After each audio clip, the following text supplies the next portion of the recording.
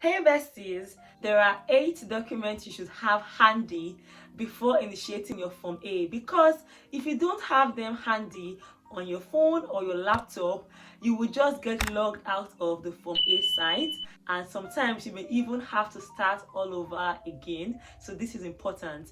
Now the first document is definitely your offer letter. So the offer letter you've gotten from the university, of course, accepting you into their school. And the requirement is that your offer letter has to state your name, your course, and the duration of study. Now, personally, I have issues with my offer letter because I did not get any offer letter.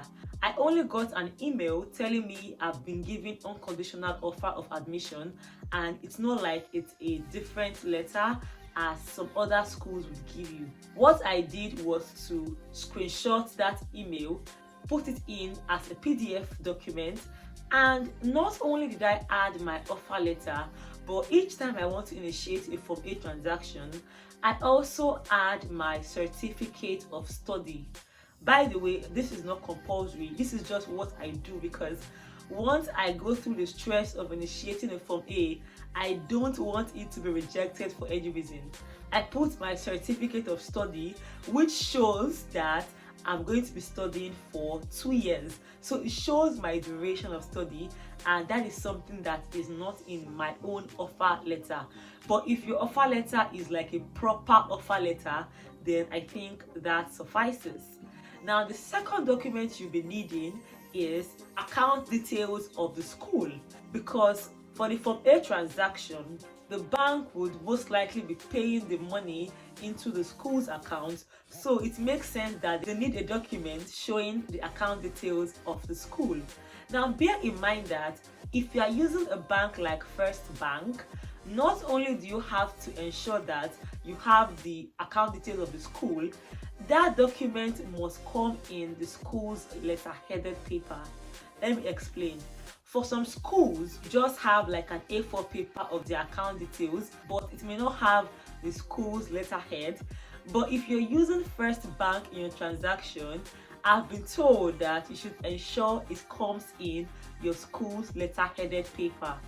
I really don't know the implications of it not coming in that, but I just thought to inform you about that. Now, the third thing you need is the school fees bill for the period. Well, it may not be school fees, it may be accommodation fee, but whatever the case, you need the school bill for the period. So if you are owing a particular amount of money, obviously your school most likely would have sent you an email to that effect, and most of those emails will contain a document of your bill. This could be in the form of like a reminder letter, so it's basically them reminding you to pay your bill, and that is the document you are supposed to attach to your Form A transaction.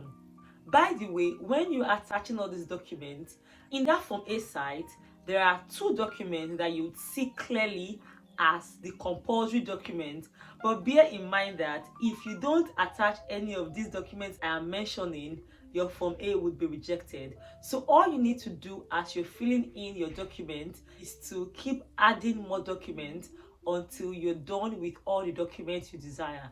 Don't worry, I will still be showing you a video on how to practically fill your Form A. The fourth document you need is your debit instruction or letter of authorization. When you are initiating a Form A transaction, you can use your own account. And if you're using your account, I guess you may need a debit instruction. That is you telling the bank to debit your account for the tune of the particular amount you want. Don't worry, I'll show you an example, and it is also in the same format of a letter of authorization. This is the general format of my own letter. So I start with the bank name, the date of the letter, then I would usually say, "Dear Finance Department." By the way, you can actually say anything you want to say. There are no hard and fast rules. Then, of course, my title is the letter of authorization. Then I start with I, If it is a letter where I'm using someone's account, this is going to take the account holder's name. Hereby write to authorize the debit of the equivalent sum of. The amount should be in pounds from my account for the purpose of making payment of the fees of. I would usually say the relationship, my brother, my sister. The name of the student will follow that and the student number at the University of Dash. Thank you. Then I would end it with yours faithfully and account holder's name. So bear in mind that this is the way I write my own letter of authorization or debit letter. Of course, if this is a debit letter, I would not need to bother about which person's name is where, because it's going to be my name basically, and I would not need to establish any relationship. So feel free to use any letter you have. This is just my own letter. I've seen some letters that are very big. Mine is so straightforward. Bear in mind that Form A can be initiated by you with your account, or you can use the account of anybody that bears your surname. So it's either you use your own Naira account or the account of maybe your brother, your father, your sister. So far, you all bear the same surname. Now, if you're using someone's account, that person will be the one writing the letter of authorization and signing to the effect that they are authorizing the bank to debit the amount for you. But bear in mind that I've seen other people's letters and I'm seeing big grammar. Me, I don't even have that time. I just go straight to the point. See, debit this account to the tune of this amount and blah blah blah, full stop, final, point blank, period on caps lock. Because I don't have that time to be wasting. So you can choose to copy my style, or if you have other better letters that you've seen, please feel free to copy any of them. The most important thing is you get your Form A done. So yes, get your debit instruction or your letter of authorization. Now, the next document you'll be needing is your international passport. Of course, an ID, that's a given, because even in the Form A, there will be a part where they would even ask you for your passport number. Now, the sixth document you would need is the ID of the account holder. So, of course, if it's your account, you don't need this part because you've already imputed your international passport. But if it is not your own Naira account, you are definitely going to be needing the ID card of the person's account that you are using, most likely an international passport or any other nationally accepted ID card like your driver's license and co. The seventh document you would need is your first degree certificate. So I'm assuming that you're a master's student. You definitely must have gotten your BSc or your BA or the likes.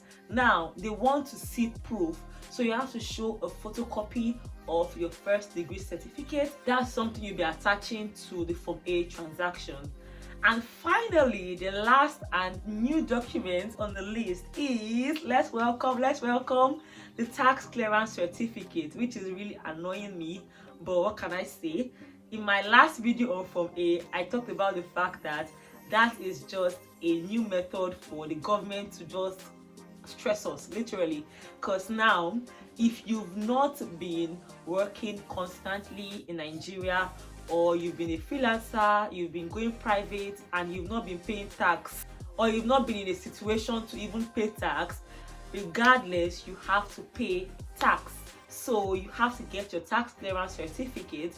But of course, if you've been working in a parastatal, then you can just get your certificate easily and impute it.